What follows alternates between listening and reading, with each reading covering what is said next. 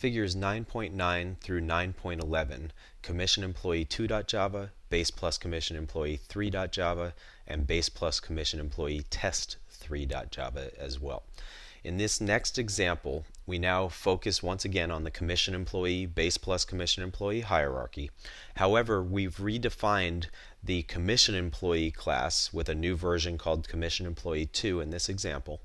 And instead of making our data private, you can see here on lines 6 through 10 that we've introduced a new access specifier called protected. Now, protected is in between the concept of public and private. Public members of a class are accessible to anybody who has a reference to an object of the class. Private members of a class are accessible only to the class itself. The protected members of a class are different, however. To the clients of a given class, the protected members basically look like private members because they can't be accessed directly from outside the class definition. On the other hand, to subclasses of a class that has protected members, the subclasses can directly access the protected members of their superclasses. So again, when a class extends from another class, all of the public and protected members of the superclass become public and protected members respectively of the subclass. So in this case, we've declared each of the 5 pieces of data protected, and the reason we've done this is to show you one way in which we can make these 5 pieces of data directly accessible to the methods inside of class Base plus Commission Employee 3, which we're going to look at in just a moment. Now, if you just scan through the rest of class Commission Employee 2, you'll see that there are no other major changes. We did have to change the name of our constructor because the class name has changed, but we still have our pairs of set and get methods for the first name, last name, and social security number, for the gross sales and the commission rate, and we still have our earnings method to calculate a commission employee's earnings and the toString method to get a string representation as well. Now, our new version of Base plus Commission Employee, now called Base plus Commission Employee 3, extends Commission Employee 2. So all of those public methods in class Commission Employee 3, all the pairs of set and get methods, the earnings method of class Commission Employee 2, also the toString method of class Commission Employee 2, they're all now part of this new class that we're defining. And in addition to that, the protected pieces of data, the 5 protected pieces of data, are now directly accessible inside the scope of this new class we're defining here, in addition to the new piece of data that we're adding, the base salary of type double, which we did declare as private here. Now, as we did in the last version of this class, we have a constructor that receives 6 parameters, and immediately it takes 5 of those parameters and performs the required call to the superclass constructor, and the superclass constructor is going to be responsible for initializing the 5 pieces of data that we've inherited into this new class. So there is a bit of confusion amongst people who are just getting started with object-oriented programming. There's the issue of what gets created at compile time and what gets created at runtime and how these constructors work. So think of it this way. If I create a commission employee object, when the commission employee object gets created, its constructor gets called and it initializes the data of the commission employee object.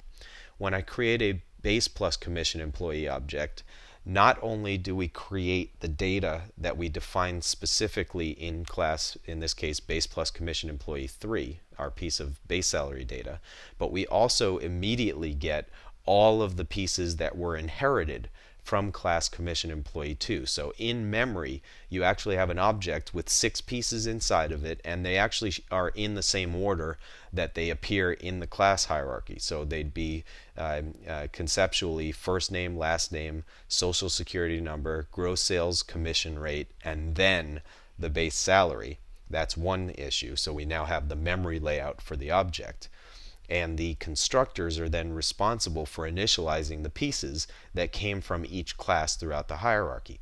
So the reason for this highlighted line here at line 13 is to ensure that the first 5 members of this new object I just created are going to be initialized correctly. Then we come back to this constructor to add on the initialization for the new piece of data that we created in this level of the hierarchy. So this structure in which the constructors get called, it is a requirement, but it also meshes well with another good programming practice that we gave you in an earlier lesson, which basically says if you have a method in your class that does all or part of what another method needs to do, call it.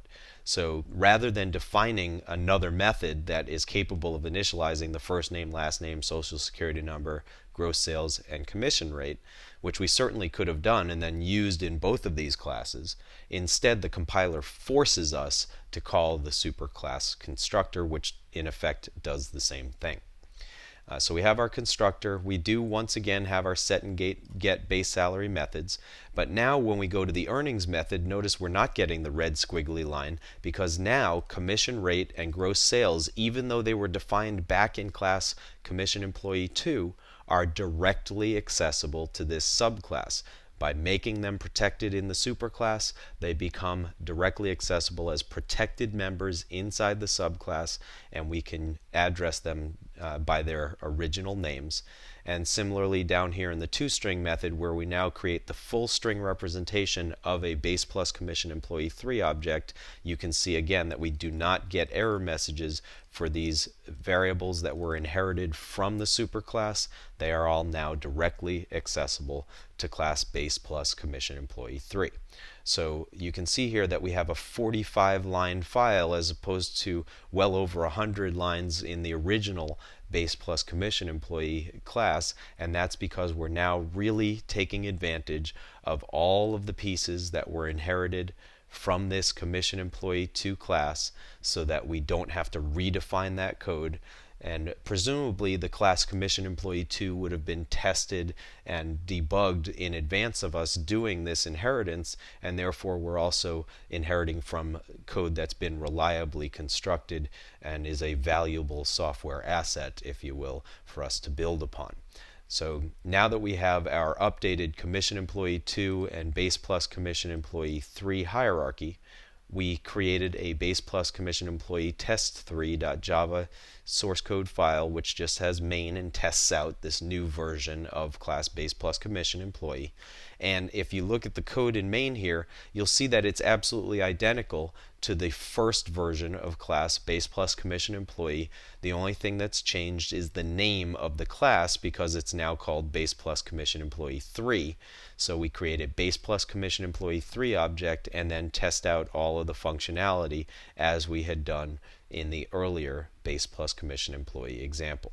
So here, via the software reuse concept of inheritance, we were able to create a hierarchy of two classes, CommissionEmployee2 and base plus CommissionEmployee3, where the second class in that hierarchy was able to be constructed in a much more rapid manner by inheriting attributes and behaviors, or what you would call instance variables and methods, from an existing superclass. In the next example, we're going to do this same hierarchy again, except we're going to construct it for the best possible software engineering. Looking to advance your career by acquiring new skills? Tired of expensive off-site training programs? Wish you could learn from the best instructors in the industry? Look no further than Live Lessons. Self-paced, personal video instruction by the world's leading technology publishers. Each live lesson comes with a DVD featuring 3 to 4 hours of instructor-led classroom training, sample program code that allows you to work along with your personal instructor, and an example-rich study guide. Live lessons allow you to watch the entire course from start to finish, or navigate directly to any of the individual lessons. You'll literally watch over the shoulder of your instructor as he shows you how to build state-of-the-art applications. Live Lessons, the power of the world's leading technology experts at your fingertips. To learn more, visit mylivelessons.com today.